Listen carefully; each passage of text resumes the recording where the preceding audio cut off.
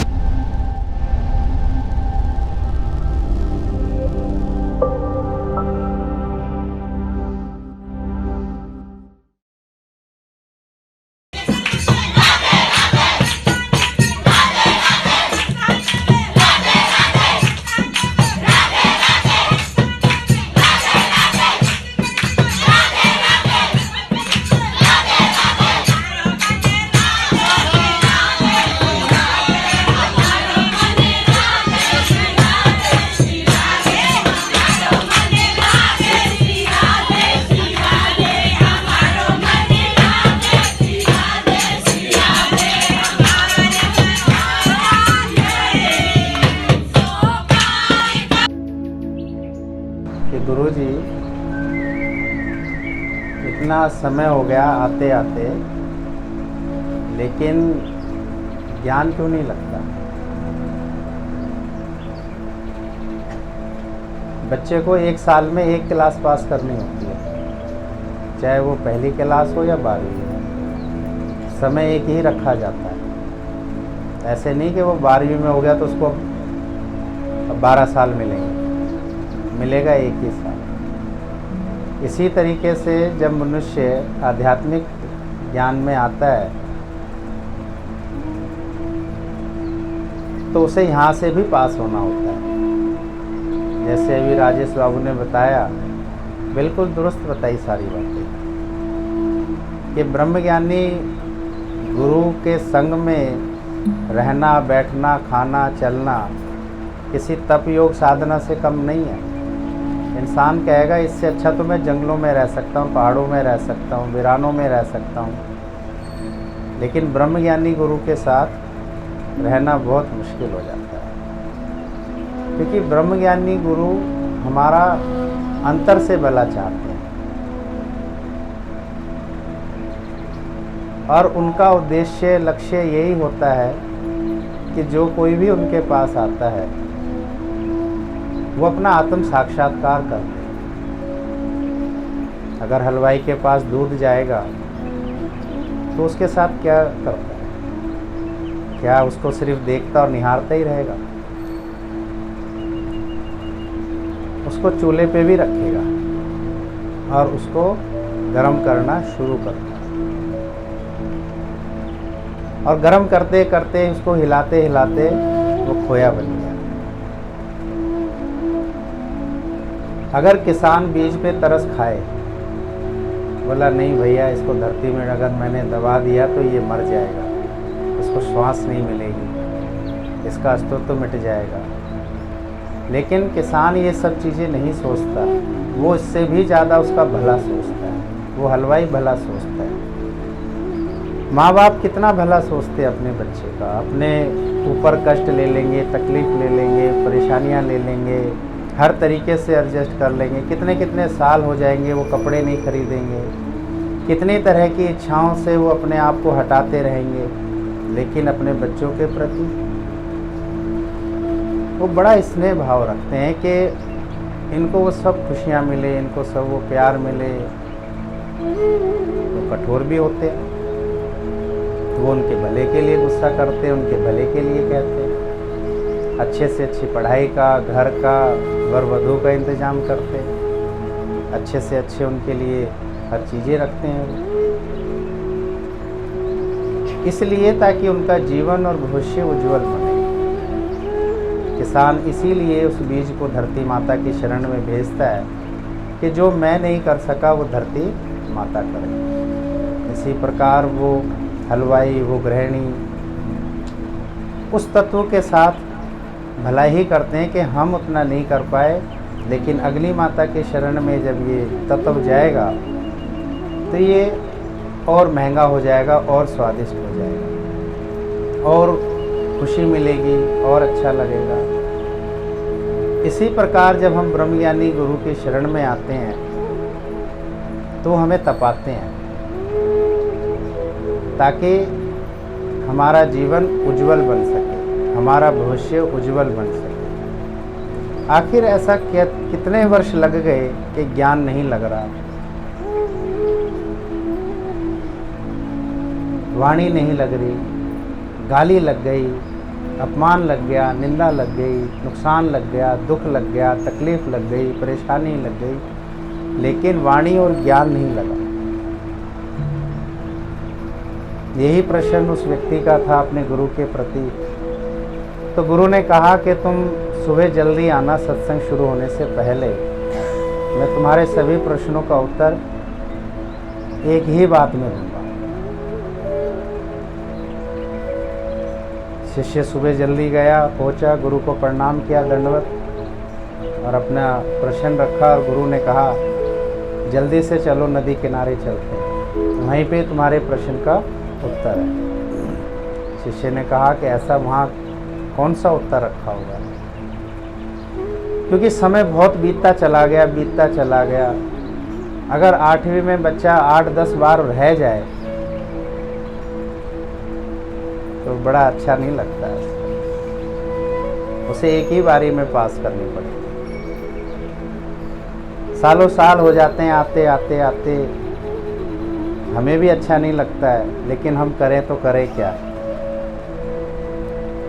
क्योंकि सब कुछ मेरे हाथ में नहीं। अभी तो अभी दिख रहे हैं कि हाँ भाई यहाँ बैठे हैं, बड़े ध्यान से सुन रहे हैं, पर जैसे ही बाहर निकले, वहाँ चलें, वहाँ पहुँचे, तो वो मेरे हाथ में। फिर वहाँ बैठे हैं, वहाँ सुन रहे हैं, कहाँ जा रहे हैं, किसके पास जा रहे हैं। जब शुरू में मैं आता था तो उस समय, अब तो नहीं मुझे कोई कहता कि वहाँ चलो, वहाँ सुन लो, पता नहीं क्यों नहीं कहते, लेकिन मुझे उस वक़्त सत्संग के प्रेमी कहते थे, वहाँ उस धर्मशाला में आज भागवत सुनाई जा रही है, चलोगे, यहाँ से अच्छा सुनाते हैं, और बहुत पहुँचे हुए महात्मा जी आ रहे हैं, उस सत्संग में चलें, वहाँ दर्शन करने चलें। मुझे बड़ा अजीब सा लगता था कि फिर हम यहाँ क्या कर रहे हैं, यहाँ क्या हुआ था अभी, यहाँ क्या सुना था अभी। श्रद्धा नहीं, भाव नहीं, प्रेम नहीं, विश्वास नहीं, तो हम ज्ञान सुनने नहीं गए, हम सिर्फ एक चेहरा देखने गए, अपनी जान पहचान बनाने गए, अपने संबंधों को फैलाने गए, अपना समय खराब करने गए। मिला क्या? कभी सुना है कि गाली सुनने चले, अपमान कराने चले, अपनी निंदा सुनने चले? एक गाली कितनी बार अंदर में वो चलती है, और वो चलते चलते चलते कैसे वो एक बड़ा प्रकोप बना लेती है।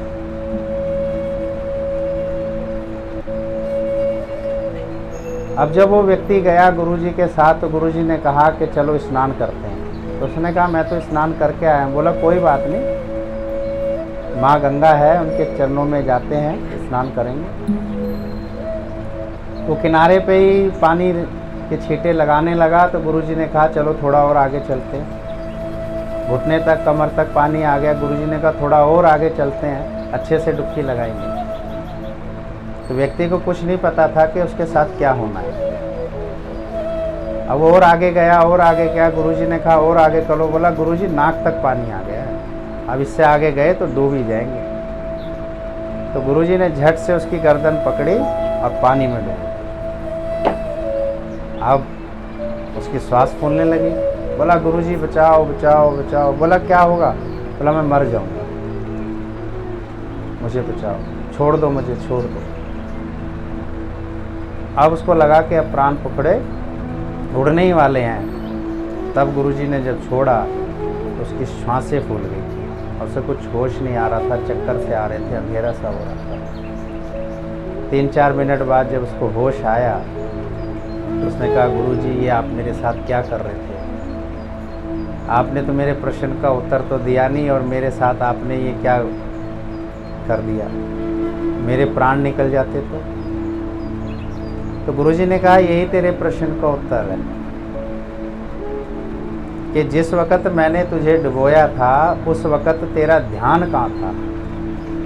बच्चों में था, स्त्री में था, ज़मीन जायदादों में था, प्रॉपर्टियों में था, दोस्त मित्रों में था, जाति में था, किसी धर्म में था, किसी रीति रिवाज में था, किसी अतीत की बात में था, कोई और माया के ख्याल थे, कोई और शरीर का ध्यान था, कोई भविष्य की चिंता थी।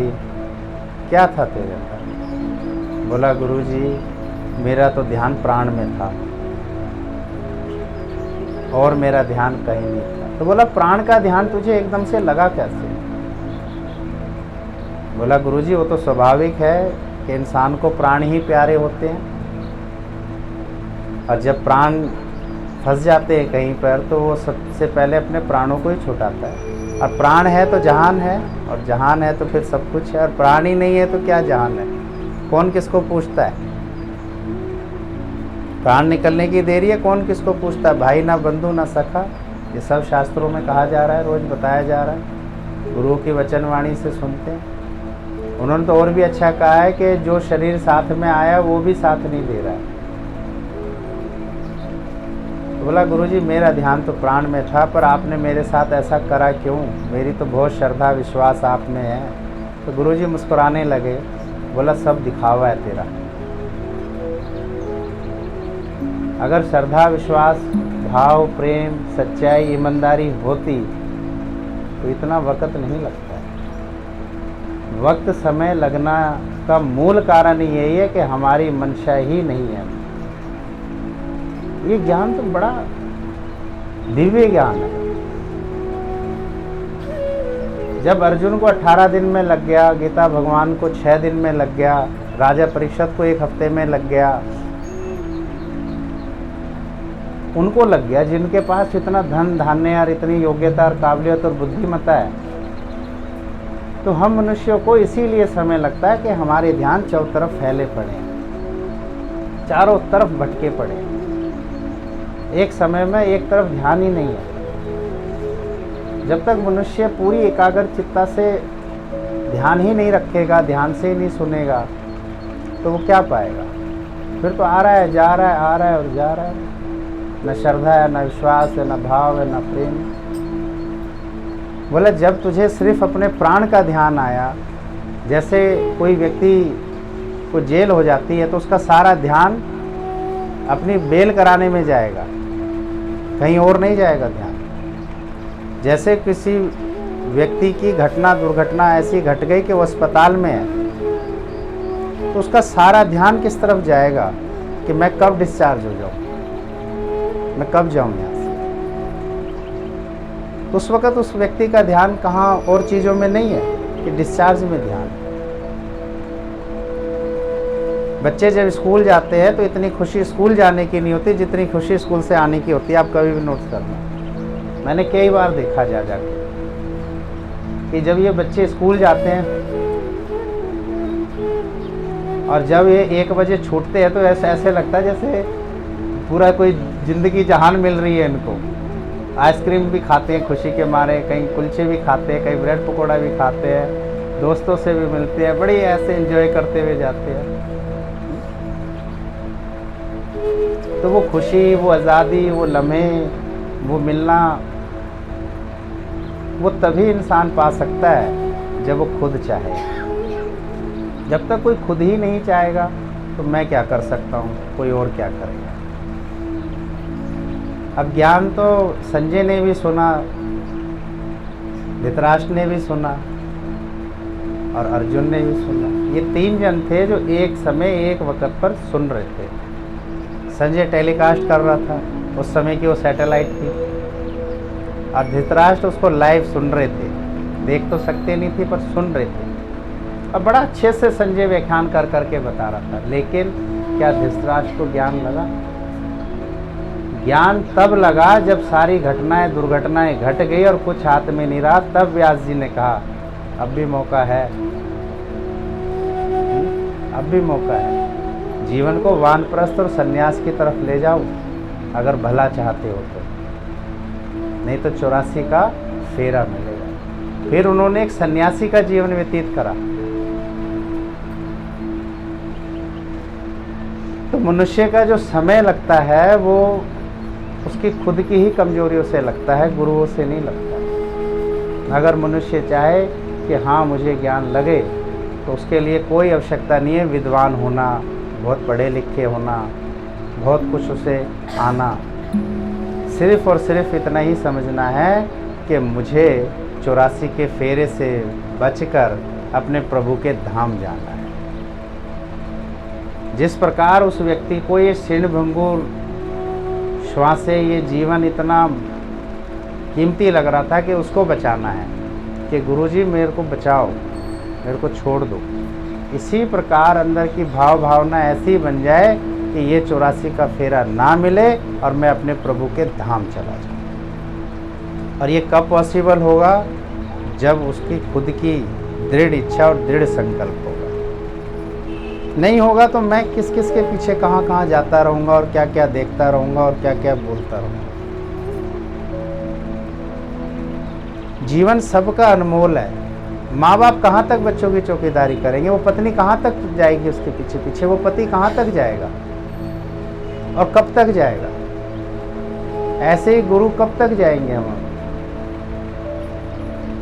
हमें खुद ही सोचना और समझना होगा कि हमारा उद्धार और हमारा कल्याण कहाँ पर होगा। उद्धार और कल्याण इसी साथ संगत में होगा, गुरु की वचनवाणी में होगा और अपने पुरुषार्थ से होगा, निष्काम और निस्वार्थ भाव से होगा। कोई कुछ भी कहे, कितना ही कहे, वैसे मिलो जुलो उसमें कोई हर्ज नहीं है। लेकिन जो कार्य हमारा गुरु के साथ होता है वो कहीं और नहीं होता है। जो स्त्री अपने पुरुष यानी पति के साथ जो कार्य कर सकती है वो किसी और के साथ नहीं कर सकती। खाना भले ही खिला सकती है, सेवा कर सकती है। ऐसे ही वो पुरुष भी होता है कि जो कार्य वो अपनी पत्नी के साथ कर सकता है वो भाभी या और के साथ नहीं कर सकता। ये एक सामाजिक प्रक्रिया है, मदद कर सकता है। जो कार्य हम भाइयों के साथ कर सकते वो मित्रों के साथ नहीं कर सकते। जो हम बहन के साथ एक रिश्ता निभा सकते वो गलियों में नहीं निभा सकते। जो रिश्ता हम भगवान के साथ निभा सकते इस माया के साथ कैसे निभा सकते?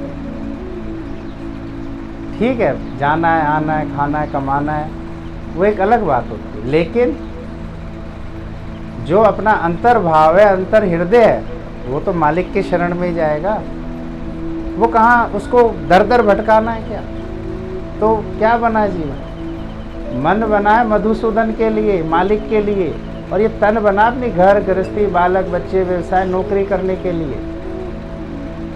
तो मन को लगा, हृदय को लगा, भाव को लगा, भावनाओं को लगाओ तो कल्याण होने में देरी नहीं है, क्षण भर की देरी है। दादा भगवान ने कहा कि ज्ञान लगने में इतनी भी देरी नहीं है जितना फूल तोड़ने में और पलक झपकाने में। और देरी क्यों लग रही है?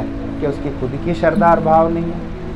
अभी यहाँ भागना है, फिर शाम को भी भागना है, फिर शाम को सुन लो तो फिर रात को भी भागना है। तो भागते ही रहो। फिर तो कौन गवाही देगा कि ये मेरा है? क्योंकि हम ही नहीं बोल पाएंगे हमारा है ये। तो गुरु तो तभी गवाही देंगे ना कि ये हाँ मेरा है, इसको 84 का फेरा मत दो, इसे परम धाम दो। लेकिन मनुष्य समझता है कुछ नहीं होता, ये सब ऐसे ही बातें हैं। देखो हम तो सब कुछ करते रहते हैं, हमारे तो सब हो रहा है, ये पुण्यों का कर्म हो रहा है। पर जो अब ये बद कर्म बन रहे हैं इसका भी फल आ रहा है, वो कहीं दूर नहीं है।